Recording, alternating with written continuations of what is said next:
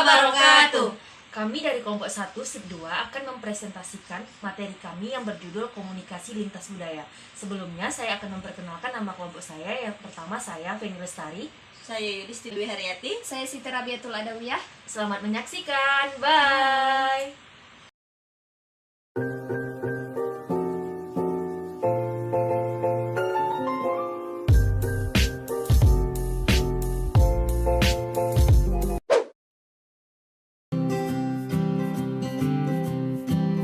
Baiklah, pada kesempatan kali ini kami akan membahas materi mengenai komunikasi bisnis lintas budaya.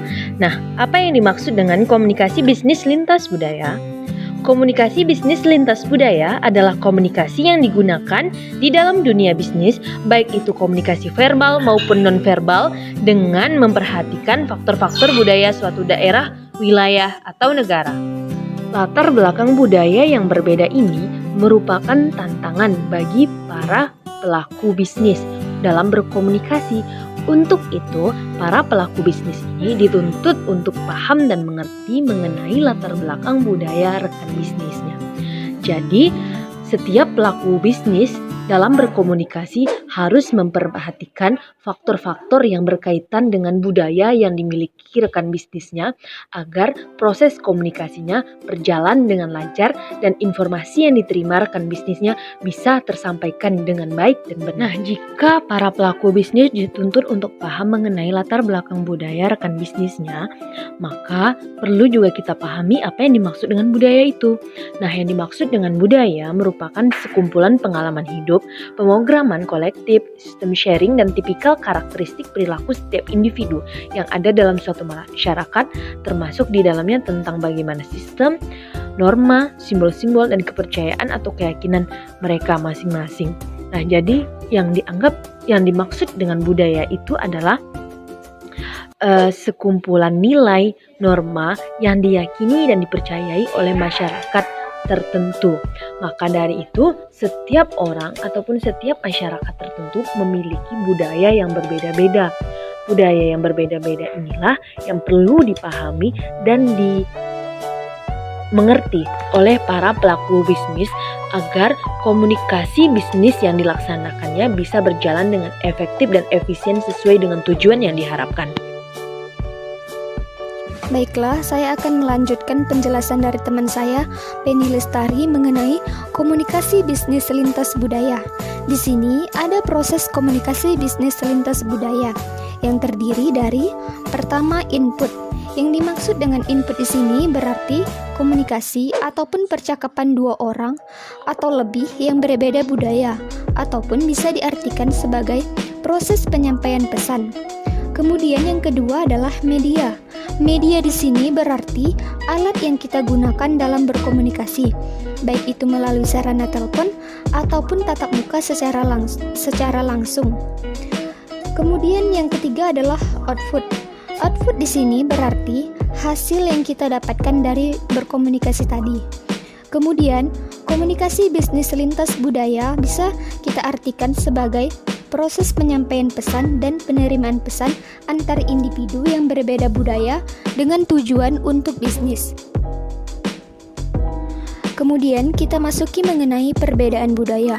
Untuk perbedaan budaya ini muncul dalam nilai-nilai sosial, gagasan mengenai status, kebiasaan membuat keputusan, sikap terhadap waktu, penggunaan ruang, konteks budaya, bahasa tubuh. Kemudian ada juga sopan santun dan tingkah laku etis. Kita lanjut mengenai perbedaan budaya. Perbedaan-perbedaan ekspektasi budaya dapat menimbulkan resiko yang fatal, di mana setidaknya ia akan menimbulkan komunikasi yang tidak lancar, timbul perasaan tidak nyaman, maupun timbul kesalahpahaman. Akibat dari adanya kesalahpahaman tadi, banyak kita jumpai dalam berbagai kejadian yang mengandung yang namanya etnosentrisme dalam wujud konflik-konflik yang berujung pada kerusuhan atau pertentangan antar etnis. Hal itu disebabkan dari adanya kesalahpahaman tadi. Baiklah, di sini saya akan menjelaskan mengenai cara mengatasi etnosentrisme. Sebelum mengetahui cara mengatasi etnosentrisme ini, terlebih dahulu saya akan menjelaskan apa itu pengertian dari etnosentrisme.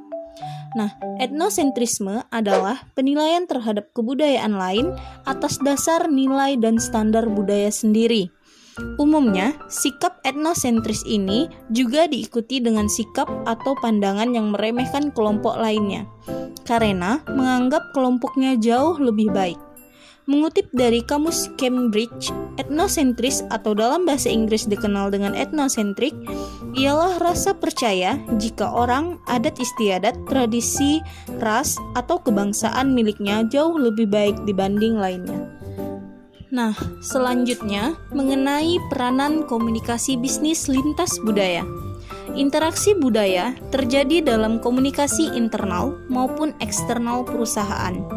Dalam komunikasi internal akan terjadi interaksi antara pekerja yang berasal dari beberapa bangsa dan suku bangsa.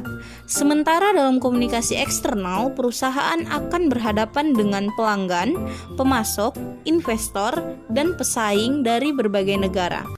Untuk mempermudah komunikasi pekerja, tidak hanya dituntut mampu menggunakan bahasa yang berlaku secara internasional, tetapi juga meningkatkan pemahaman terhadap budaya asing.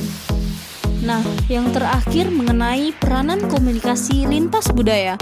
Yang pertama itu ialah mampu menyatukan. Mampu menyatukan di sini ialah menyatukan perbedaan budaya pada setiap perusahaan maupun setiap bisnis yang sedang berjalan. Kemudian kedua, mempermudah proses negosiasi. Dengan kemampuan komunikasi bisnis lintas budaya yang baik, perusahaan lain dapat menilai kapabilitas perusahaan untuk selanjutnya mengajukan kerjasama. Nah, yang terakhir itu ialah membuka peluang. Membuka peluang maksudnya di sini ialah memberikan pemahaman kepada perusahaan tentang kebudayaan dari berbagai perusahaan domestik maupun asing.